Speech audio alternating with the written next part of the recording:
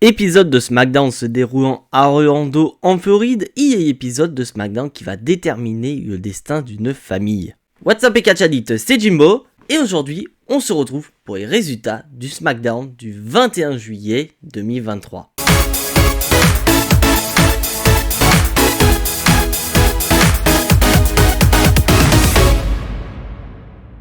Un épisode de SmackDown qui s'est déroulé à Orlando en Floride. Donc, qui dit Orlando, qui dit le Performance Center de la WWE.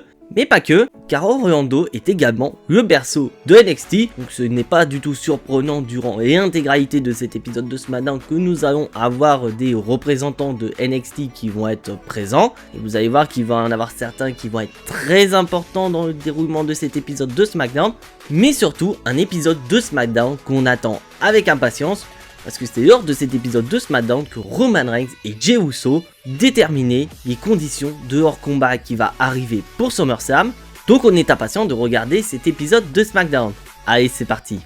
Et pour démarrer cet épisode de SmackDown, mes chers amis catch addicts, on va démarrer très fort avec le deuxième Fatal 4-Way qui a pour but de couronner le prochain challenger numéro 1 au titre de champion des États-Unis d'Austin Theory. Et pour ce Fatal 4-Way, nous avons Rey Mysterio, Sheamus, Cameron Grimes, mais surtout, mes chers amis catch addicts, notre favori LA Knight. Un LA Knight qui, comme à chaque fois qu'il est présent du côté de SmackDown, va avoir le public derrière lui. Mais surtout, il va prendre le micro pour affirmer encore plus son intention de devenir le champion des États-Unis et ainsi faire en sorte que le projet LA Knight soit officiellement lancé. Donc nous avons droit à 18 minutes d'un très bon Fatal 4-Way dans le ring, sous l'œil attentif de Austin Theory qui sera au niveau de la table des commentateurs. Mais vous allez voir qu'il va pas rester neutre notre champion des États-Unis, car on va assister à une embrouille à l'extérieur entre Rey Mysterio et Austin Theory. Parce que Rey Mysterio a envoyé Cameron Grimes sur Austin Theory, donc ça n'a pas trop plu au champion des États-Unis. Et vous allez voir qu'il va se venger d'une sale manière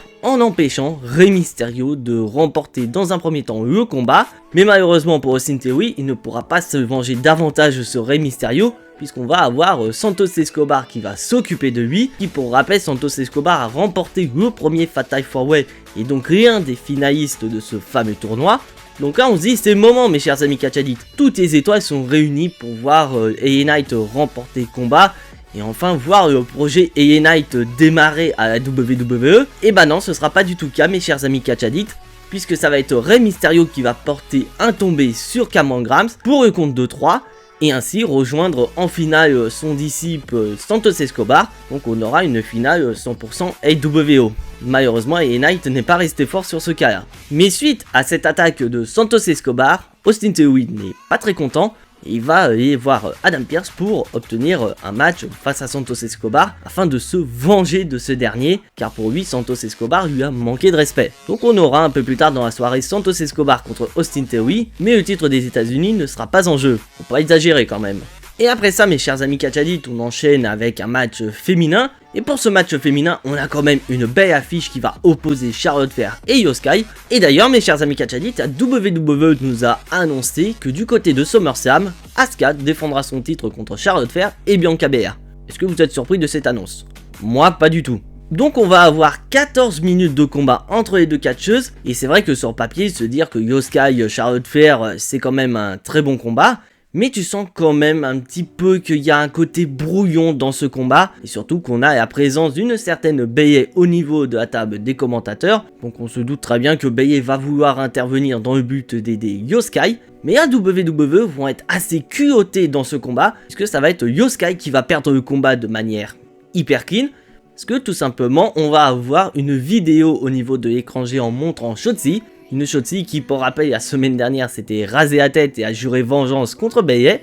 Donc Bayley, elle commence littéralement à se chier dessus et va décider de quitter l'arène, laissant Io Sky à la merci de Charlotte Flair. Et là on se dit que Io Sky va perdre le combat, elle est distraite suite à l'abandon de sa copine. Et bah pas du tout mes chers amis catch addicts, car on va quand même avoir quelques minutes d'action entre Charlotte Flair et Io Sky. Mais malheureusement pour Io Sky, elle va être victime d'une Native Selection de Charlotte Flair pour le compte de 3. Donc grosse victoire de la part de Charlotte Flair qui est clairement présentée comme la grande favorite du match triple menace qui aura lieu à SummerSlam. Mais ça va surtout être le feu vert pour la championne Asuka qui va attaquer l'une de ses challengeuses dans le dos et ainsi montrer que c'est elle la championne et que c'est elle la plus terrifiante des trois. Après nous avoir remontré la grosse dinguerie du côté de NXT, c'est-à-dire la victoire de Dominic Mysterio contre Wesley pour le titre nord-américain, et on retrouve Kaya Braxton en compagnie du tout nouveau champion nord-américain Dominic Mysterio et Rhea Ripley, un Dominic Mysterio qui est à SmackDown dans le but de chambrer son père, en disant littéralement que le titre nord-américain a plus de valeur que le titre de champion des États-Unis. Et d'un côté, à l'heure actuelle, il n'a pas tout à fait tort le petit Dominic, mais va rapidement être interrompu par Butch qui veut un match de championnat pour le titre nord-américain de Dominic Mysterio, et là Dominic il est pas du tout d'accord, et puis surtout il va dire « Mais il faut l'autorisation d'un officiel de NXT pour officialiser un match pour un titre de champion de NXT. » Mais Dominic, t'as pas oublié un petit détail? Nous sommes à Orlando, donc qui dit Orlando, qui dit NXT. Et comme par hasard, on va avoir Shawn Michaels qui passait dans les parages sûrement pour faire un petit coucou à son meilleur ami Triple H. Et il va être d'accord avec l'idée de Butch et va donc officialiser le combat. Donc on aura droit au main event de cet épisode de SmackDown, Butch contre Dominic Mysterio pour le titre de champion nord-américain. Et d'ailleurs un gros félicitations à Dominic Mysterio qui devient par la même occasion la première superstar à avoir fait le main event de Raw, SmackDown et NXT la même semaine. Ah, on a beau détester Dominic, il écrit quand même l'histoire. Ouais, on est du côté des backstage et plus précisément dans le vestiaire de Roman Reigns où tu sens qu'il y a quand même une aura assez particulière parce que pour rappel mes chers amis Catchadit, lors du main event de cet épisode de SmackDown, il va y avoir Roman Reigns et Jey Uso qui vont être dans le ring dans le but de discuter des règles de hors match pour SummerSlam. Tu sens quand même qu'il y a une atmosphère irrespirable dans le vestiaire. Et comme si ça suffisait pas, on va avoir Solo Sikoa qui va également regarder le collier de Roman Reigns, qui est sans supposer que Solo Sikoa a pour ambition secrète de devenir pourquoi pas le nouveau chef tribal en renversant Roman Reigns.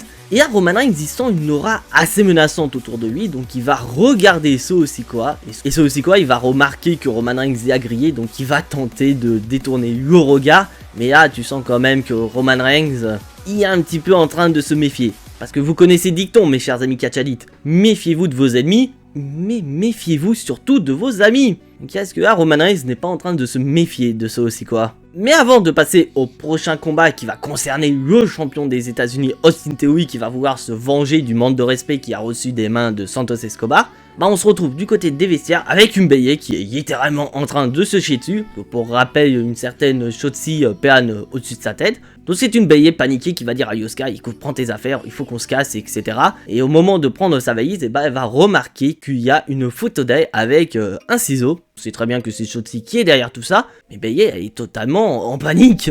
Et franchement, ça peut être très intéressant la suite des événements entre Bayley et Shotzi. Bon, après ce petit passage dans les vestiaires, faut quand même repasser dans le ring, faut pas faire attendre davantage notre champion des États-Unis, Austin Theory. Donc Santos Escobar va arriver et on va avoir droit à 10 minutes d'un très bon combat entre les deux. Potentiellement un match qui pourrait arriver d'ici les prochaines semaines. Donc pour rappel, Santos Escobar affrontera Rey Mysterio la semaine prochaine. Et si ça se trouve, Santos Escobar va battre Rey Mysterio et ainsi obtenir une opportunité face à Austin Theory. Et surtout qu'on va avoir une décision assez culottée, parce que ça va être Austin Theory qui va perdre le combat de manière hyper clean.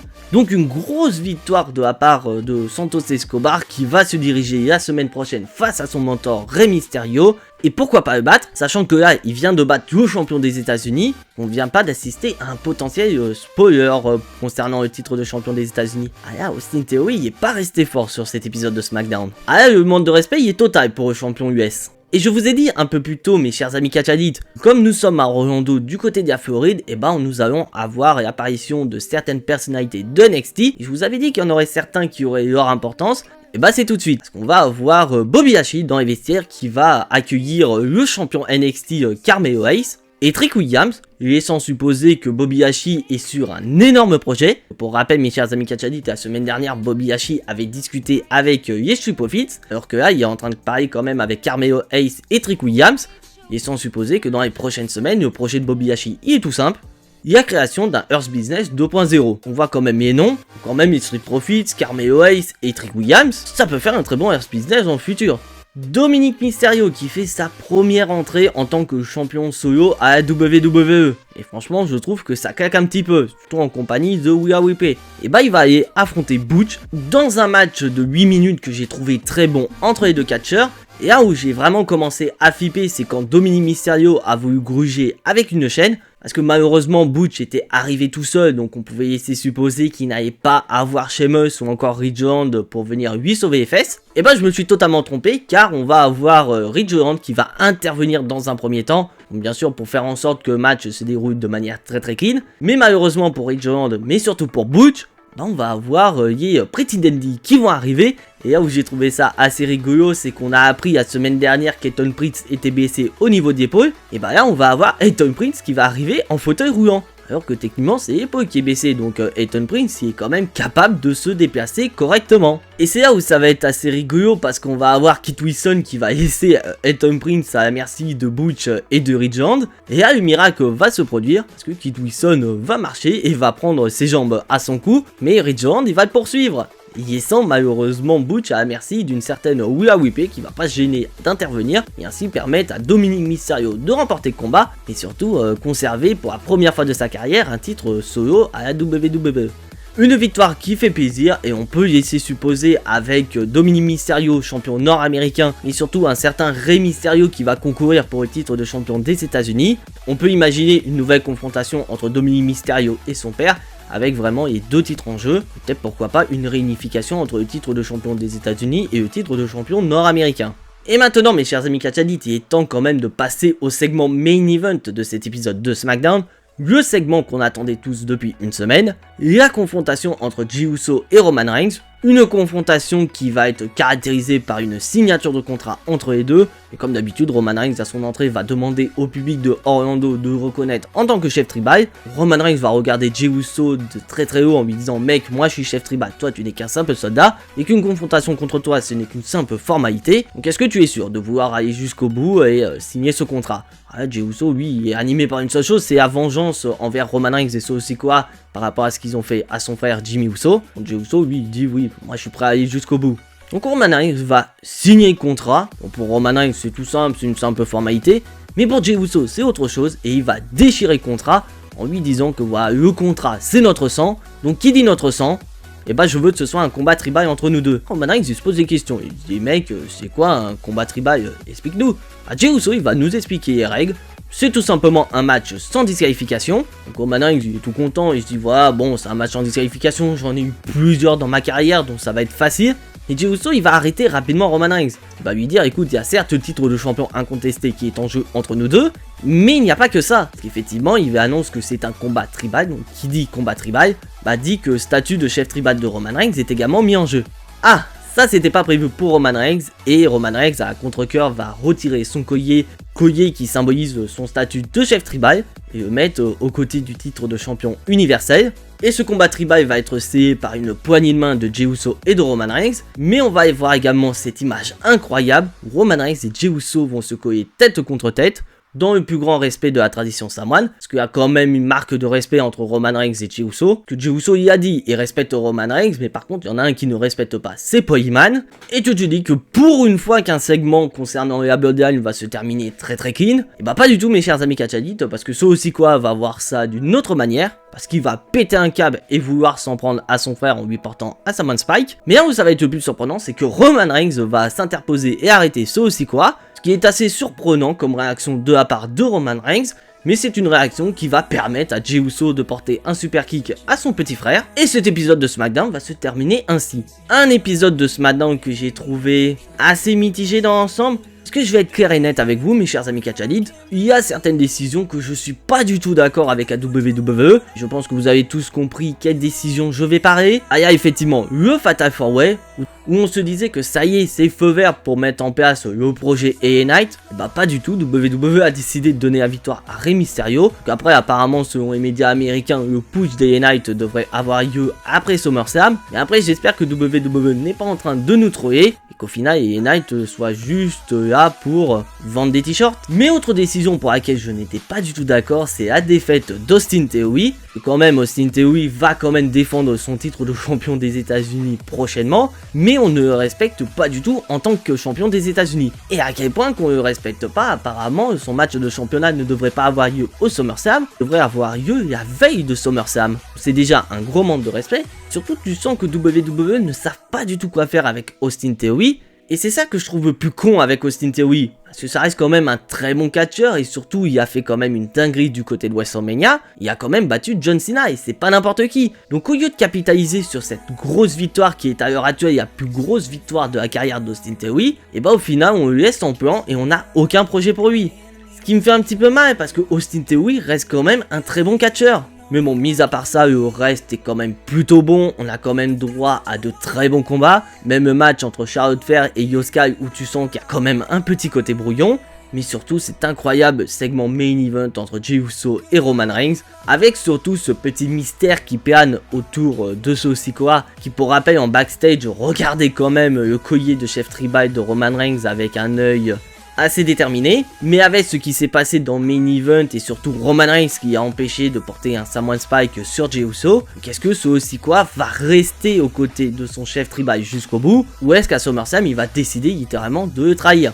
Donc ça on verra ça dans 2 semaines. Et franchement je suis impatient de voir les 2 prochains épisodes de SmackDown, voir comment la WWE va développer cette aura un peu intense entre Roman Reigns, Solo Sikoa et Jey Uso. Donc comme j'ai dit, c'est certes un épisode de SmackDown assez mitigé, mais comme je l'ai dit, c'était un SmackDown assez mitigé, mais ça reste quand même un bon épisode de SmackDown, donc c'est pour ça que j'ai décidé de lui donner la note de 7 sur 10, et pour être honnête, si WWE aurait pris de meilleures décisions, c'est-à-dire de faire gagner LA Knight et Austin Theory, je pense qu'on serait allé vers le 9 sur 10. Donc après c'est à vous mes chers amis Catch Addict, si vous n'êtes pas d'accord avec moi, n'hésitez absolument pas à me le dire dans les commentaires. Et surtout n'hésitez pas à me dire quels sont vos meilleurs moments, mais également vos pires moments de cet épisode de SmackDown. Et c'est sur un bon épisode de SmackDown que se termine cette vidéo. N'hésite absolument pas à lâcher ton plus gros pouce bleu qui fait énormément plaisir à la chaîne.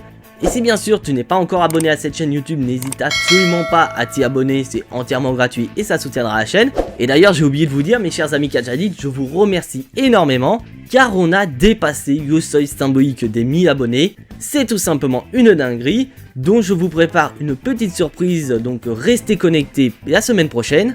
Donc ce qui veut dire que je vous invite à activer la petite cloche pour être notifié des prochaines vidéos qui arriveront sur la chaîne. Et en parlant de vidéos, mes chers amis Catch Addict, je vous ai sorti une vidéo qui est sortie cette semaine concernant un certain Jey Uso. Une vidéo auquel j'ai pris beaucoup de plaisir à faire. Et je vois que vous avez apprécié car c'est une vidéo qui a été vue pas mal de fois par rapport aux autres vidéos que je produis sur la chaîne. Donc ce qui me fait énormément plaisir et je vous annonce qu'il y aura d'autres vidéos de ce format qui arriveront prochainement sur la chaîne. Et je vous dis direct, la prochaine grosse vidéo qui arrivera sur la chaîne concernera SummerSlam. Je ne vous en dis pas plus, mais concernant les prochaines vidéos, on se retrouve la semaine prochaine. Mais en attendant, soyez tous très fiers d'être des Catch Addicts. C'était Jimbo, et à la prochaine!